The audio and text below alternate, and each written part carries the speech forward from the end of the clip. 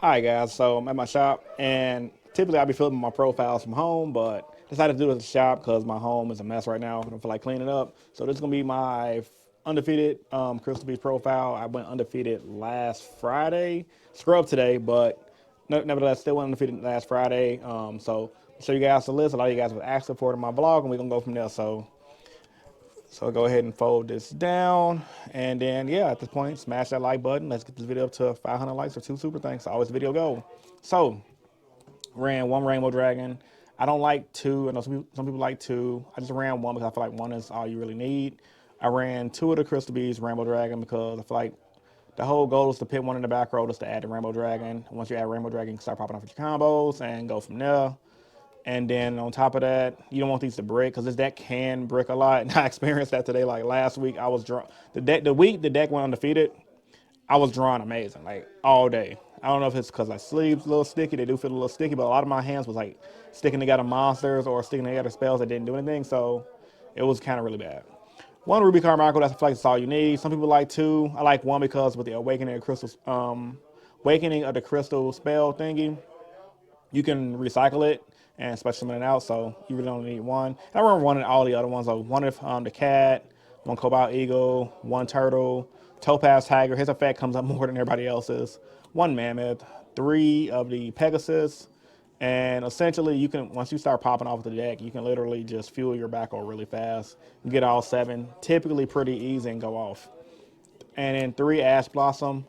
Thinking about cutting it for adding D-Shifter back to main deck. I really mainly main deck Ash Blossom because at my shop where I'm playing at, like there's a lot of rogue decks here, and if you don't want to lose the rogue decks, you have to run Ash Blossom. Because right against the meta decks, it's kind of mid, but against rogue decks, it's really good. I'm going to start with the traps. One Rainbow Bridge of Salvation because you need it for the Search the Field spell, and it can kind of start your combos. I like one Crystal Conclave still. I tested out three, didn't like it. Cut it down to one because I feel like it's searchable. You can bounce stuff back, and all around is a solid card. Then three, Crystal Miracles is my favorite card, and a lot of the times you can literally. I want to open this, which is why I run three, because this is a go first deck. If you go second, you can kind of come back depending on the deck you're playing. It's like against Tearlaments, you can come back, go on second. However, with that being said, it depends on what version of Tearlaments, because like I just recorded a duel video with my boy Alejandro. He beat me. Spoiler alert, but he was playing the Danger Tearlaments with heavy back row. So if you're playing as regular pure Tearlaments, you can break their board pretty easy. But against like different variants, it's kind of weird. Nevertheless, Crystal Miracle's good. It's an Omni negate for the deck.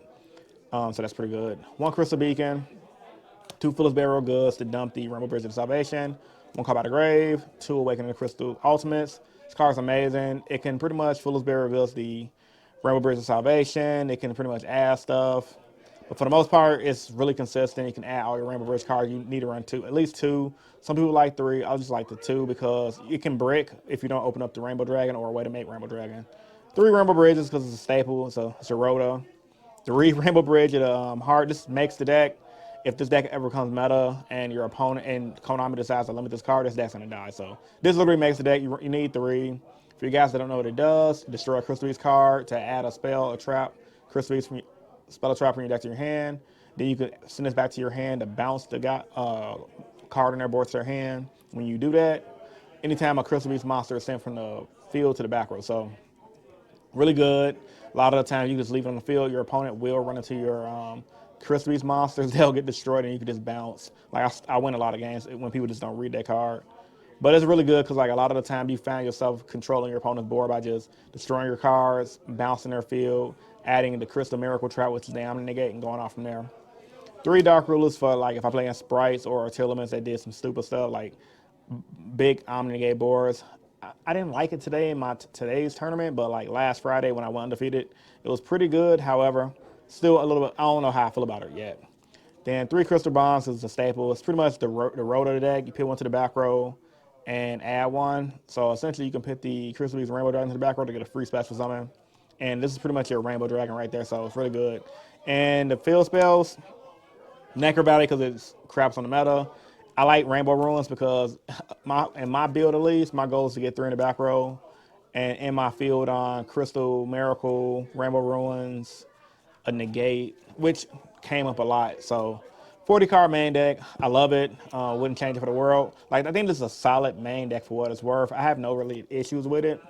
Like, just like with any rogue deck, it can brick. If you guys are wondering how I feel about the deck, I think it's a solid tier 2. Tier 1.5. I was considering tier 1.5 at one point. I think tier 2 is more reasonable, honestly.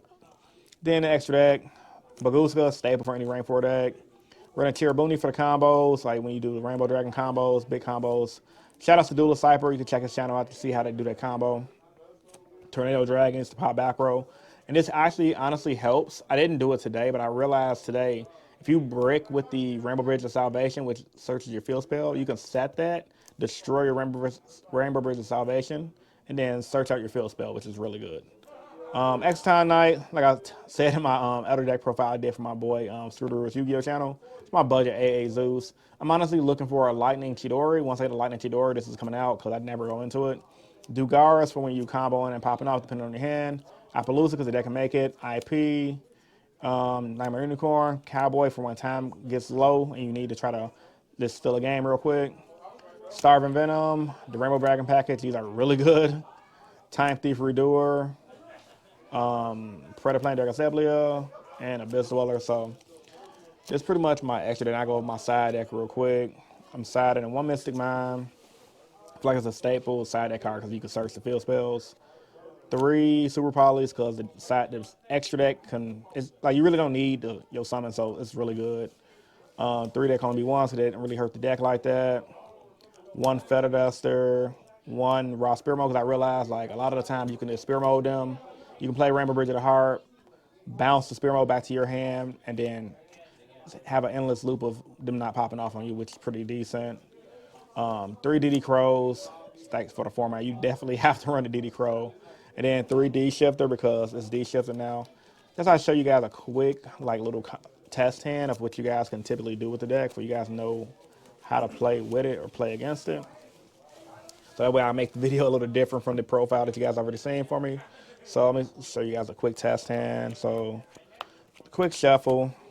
Okay, so this is pretty crappy because you open up the Rainbow Bridge Salvation, but we got Crystal Miracle, Sapphire Pegasus, Copper Gray. So of course, we're gonna normalize my Pegasus. Effect. You're gonna go ahead and pit your Rainbow Dragon in the back row, banish him to a zone effect. You're gonna go ahead and add you're just gonna special summon any level foe. Let's bring out Topaz Tiger, then add Rainbow Dragon React to your hand. His effect's negated because of the Crystal Beast Rainbow Dragon.